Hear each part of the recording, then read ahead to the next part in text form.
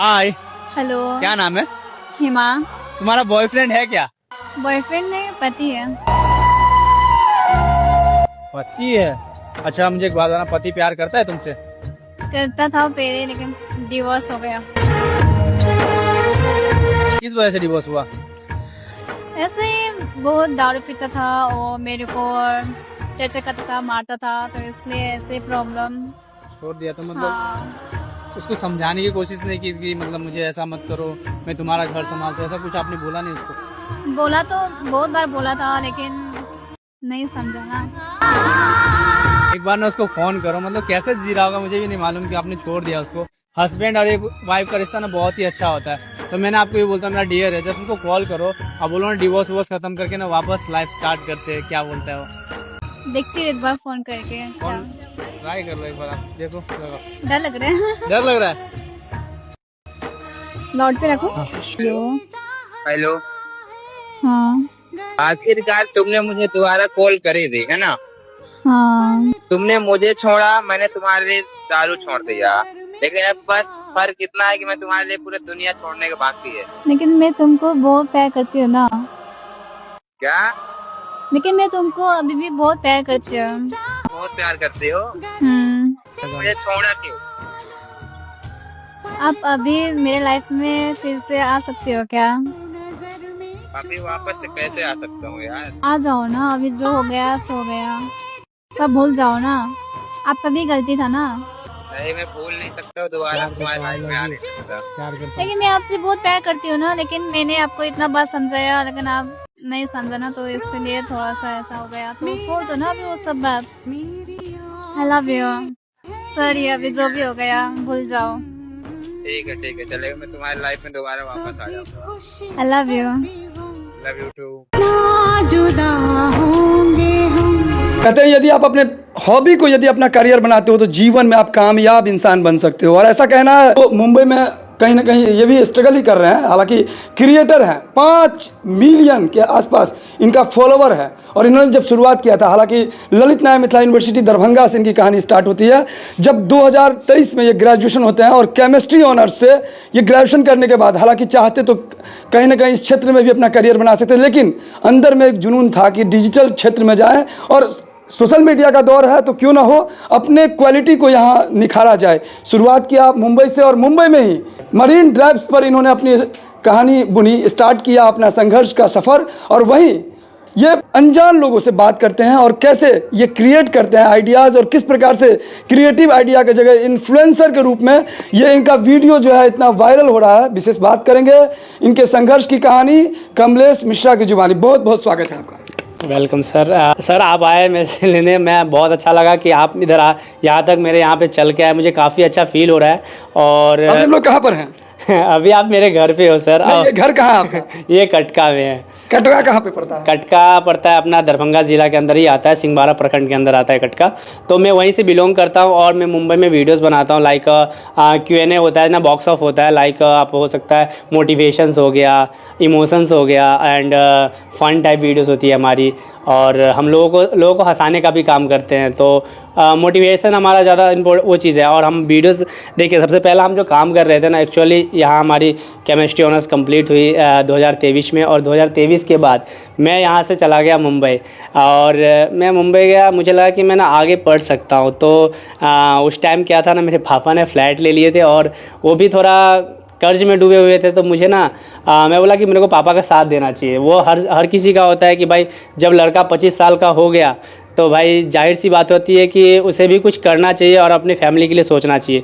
तो हमने भी वही सोचा और हम भी ढूंढने लगे, वर्क वगैरह ढूंढने लगे। हम भी 4-5 महीना वहाँ पे स्ट्रगल किए, कोई काम नहीं मिल रहा था। मतलब कुछ भी मिल भी रही थी तो 10,000, 15,000, 14,000 में बोला इससे कुछ नहीं होने वाला है। अब मुंबई में कई लोग का सपना होता है जब जाते हैं वहाँ के चकाचौंध में तो फिल्मों में जाते हैं। आपका इच्छा नहीं हुआ कि फिल्मी दुनिया की तरफ जाएं? देखिए सर, एक्चुअली सबका आशा होता है कहीं ना कहीं कुछ करे, लेकिन शायद मुझे वहाँ तक मैं पहुँच ही नहीं पाया कि कोई फिल्म में मुझे रोल दे दे, कोई साइड एक्टर ही बना ले।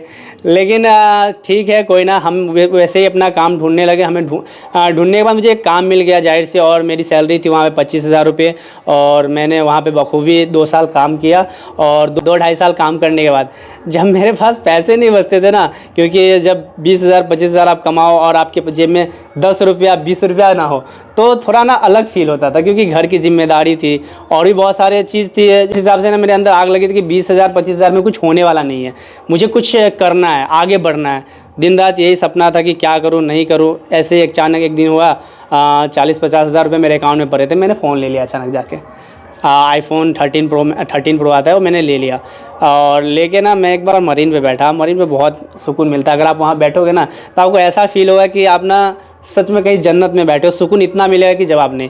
तो वहीं पे बैठा था, एक क्रिएटर आता है, उसे क्वेश्चन करता है। ऐसे कुछ क्वेश्चंस किया, आंसर्स मैंने दिया, और वो वीडियो हमारी 10 मिलियन अप्रोक्स चली जाती है। 10 मिलियन चली 10 मिलियन चली जाती है। तो मुझे लगा मेरी वीडियो 10 मिलियन चली गई, यार ये कैसे हो गया। ये बड़े क्रिएटर थे, यहाँ कोई बड़े क्रिएटर थे। तो मैं बोला चलो ठीक है, मैं भी स्टार्ट करता हूँ। तो मैं भी नॉर्मली कुछ ऐसे ही बनाने लगा, सॉन्ग वगैरह पे कुछ ऐसी वीडियोस बना रहा था। कुछ दिन महीना भर मेरा मतलब स्ट्रगल इतना चला कि पूछो मत।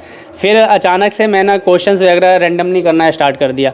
तो मेरी 1-2 वीडियो अनजान लड़कियों से आप बात कर लेते थे ऐसे? अनजान से ही बात करता। तो मेरे अचानक से मेरी वीडियो चलने लगी, और 4-5-6 वीडियो मेरी जब चलने लगी तो मुझे ना ऐसा लगा कि अब मैं ना आगे बढ़ सकता हूँ। तो पहली वीडियोस मेरी 5 मिलियन गई, दूसरी 6 मिलियन, 7 मिलियन, 8 मिलियन, ऐसे हर वीडियो मेरी चलती वैसे आप अनजान से पूछते थे तो किस तरीके से शुरुआत होती थी? लाइक ऐसे पूछते थे। पहले जाके रैंडम क्वेश्चन आंसर्स होता था कि अच्छा बताइए, जैसे मुंबई है तो मुंबई में मेरा नॉर्मल क्वेश्चन होता था कि छत्रपति शिवाजी महाराज का फुल नेम क्या है। ठीक है, तो बहुत सारे लोगों को, मैं सोचता था कि मुंबई है तो बहुत सारे लोगों को मालूम होगा, लेकिन वहाँ भी छत्रपति शिवाजी महाराज का नाम बहुत लोगों को मालूम नहीं होता था। छत्रपति शिवाजी महाराज ने वहाँ के लिए बहुत कुछ किया है, तो उनका नाम कैसे नहीं मालूम है। तो ये सारे क्वेश्चंस भी हमारे बहुत चले, और लोगों को पसंद भी आया कि भाई कुछ चीज़ नया आ रहा है, जो सीखने को मिल रहा है, जिसे नहीं मालूम था उसे मालूम भी हो गया।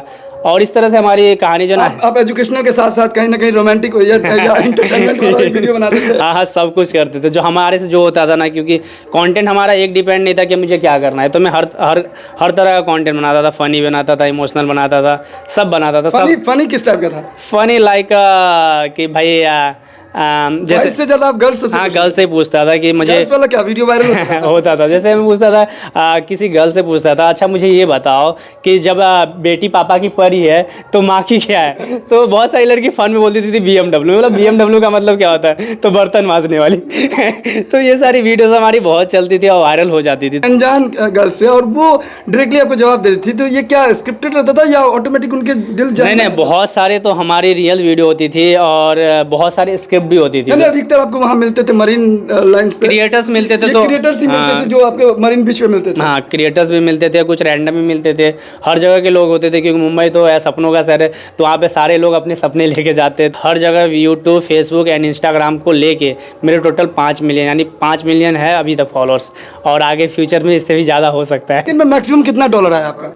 एक दिन में तो मैंने $1,000 भी कमाए, $1,000-2,000 भी कमाए। $2,000 एक दिन में? यस, एक दिन में। तो ये है डिजिटल इन्फ्लुएंसर का कमाल। और ये कहीं ना कहीं अपने जॉब के लिए गए थे मुंबई, लेकिन जॉब में दिल नहीं लगा, यूं कह सकते हैं मन नहीं लगा, और इन्होंने अपना एक कहीं ना कहीं क्रिएटिव आइडिया लेकर के social media, digital media platform पर काम करना शुरू किया। अपने चैनल को लेकर के यूट्यूब, फेसबुक, इंस्टाग्राम, अलग अलग जो प्लेटफॉर्म है उस पर उसका यूज़ किया, और बखूबी यूज़ करने के बाद एक दिन में इन्होंने $2,000 मैक्सिमम इन्होंने $2,000 एक दिन में इनको कमाया है। आप समझ सकते हैं कि इनका मोटिवेशन किस लेवल पे होगा। वैसे आगे क्या है आपका गोल?